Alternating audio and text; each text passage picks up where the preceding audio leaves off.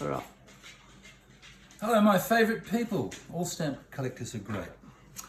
This is the latest offer from Doodah Creations. I've finally made somewhere to store my stamps and I'm slowly getting organised with them. I've been very busy for collectors of Great Britain. So busy, in fact, that I haven't had time to shave very much, as you might notice. This is Volume 1. It covers the Stanley Gibbons main listing numbers, so it includes everything from Queen Victoria, Queen Vicky, to the Queen's Daddy, George VI. So it includes paper and colour variation in the stamps as well. But it doesn't really cover many of the listed flaws and variations and watermark variations, etc. Just the main Stanley Gibbons listings. Okay, Volume 2 is in the process, just about finished. I've just got some final touches to make to that. That'll cover Queen Elizabeth II, all the Wilding issues, okay? And that'll be Volume 2. All right, so let's have a quick look. Quick, because the video takes up a lot of computer space. Page 1, penny reds. You notice that with the penny red, it includes the colour variations. This penny red just indicates there's lots of shades, so as you can see here, all the various shades are listed. And once again, with a blue spot, it means I don't have that stamp.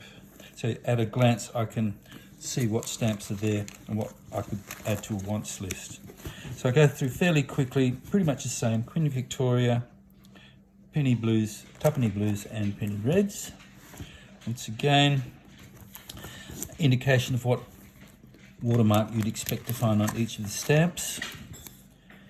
Olive Quiten down there, love. God, she's a noisy dog sometimes. Okay, so, right, so Queen Victoria, that's a fairly familiar photo of the lady there. Sweet soul. Go, and here we've got paper variations for the for this issue, in that you've got blued paper and this one's the white paper. And as you see, all the expensive ones. I've got this one. Yay, you got one of the stamps on the page. Good to see. All right, going fairly quickly through Queen Victoria. Okay, until we get up to page. Here we go. Queen Victoria still. And here we finish Queen Victoria and we go to King Edward VII. His fancy garb on there. All right, so moving through the same again. Here we've got some colour variation as listed in Stanley Gibbons. Okay, so moving fairly quickly up to page, where are we? Let me just keep on going. And then we hit our favourite George V for the Aussie stamps. And once again, fairly laid out as per Stanley Gibbons, but of course I've got a cross-referencing system. So this number tells me the stamp wheel number, the middle one is the Scots catalogue number. Keep on going. Not many of these seahorses. But if you come to these seahorses here, something I actually learned recently is the background of the king's head. If it's got horizontal etching lines, pretty easily seen with a magnifying glass, that would be this issue. Whereas over the page here, with this issue, it's got both horizontal and vertical shading lines. So I could quite easily identify these three to pop them in my album. Oh, this is a beauty, the £1 one here. I don't have that one, maybe one day. Okay, then we finish off Georgie and move to King Edward VIII. Because of abdication and all that nonsense, of course, it's a fairly easy, complete set to collect. Then we come to Queen's Daddy, Georgie, George VI. And nice stamps there again. Okay, we've got King George V. And pretty well straightforward there. Actually, something interesting, a bit of trivia time now. Where is it? 37... Oh, this one. Yeah, 1936.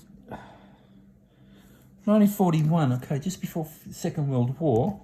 And I believe that most of the ink was sourced from Germany. So, of course, we've noticed here it's got a lighter background to save on ink. So they're actually rationing the ink there. So this particular series are a lighter colour. After the war, went back to fairly bold inks once again. Okay, so that's nearly it. I want to talk about, before we go back, I just want to go back to page 39. Here we are. No, wrong number. 31, page 19, miles off. I'll have to redo this bit. Might need to edit this bit, will take us up most of the time. Here we go. With this one,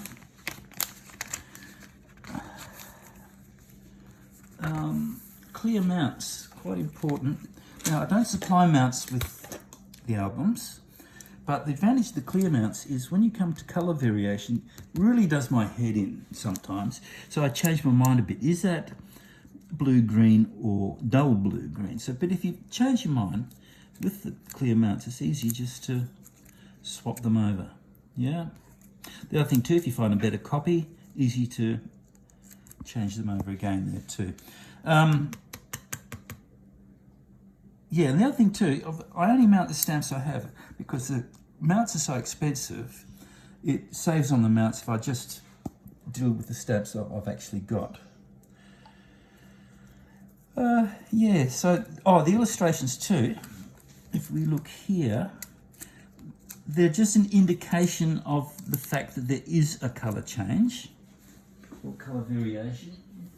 Just dropped him on the floor there. The colours may not necessarily match up exactly. So you still need to really put a bit of thought into, is it a colour change? Is it the same stamp? Etc. Yeah. Finally, moving along, hope this video is not too long, me prattling on. Once again, just a reminder of what the various numbers refer to. If it's a blank box, it's not listed in that particular catalogue. And just a reference to the various watermarks you should expect to find on Great Britain stamps from that particular era. Okay? And thanks again. I'm asking $55, complete with the binder, etc. Heavy duty sleeves, quality paper, 250 grams. Yeah, $55 plus postage. And special thanks to my chief editor, Rod McKenzie. He's a keen Great Britain collector, and who said this morning, this is my best album yet. So thank you, Rod, for that special plug. Okay, all right. That's it. That's it.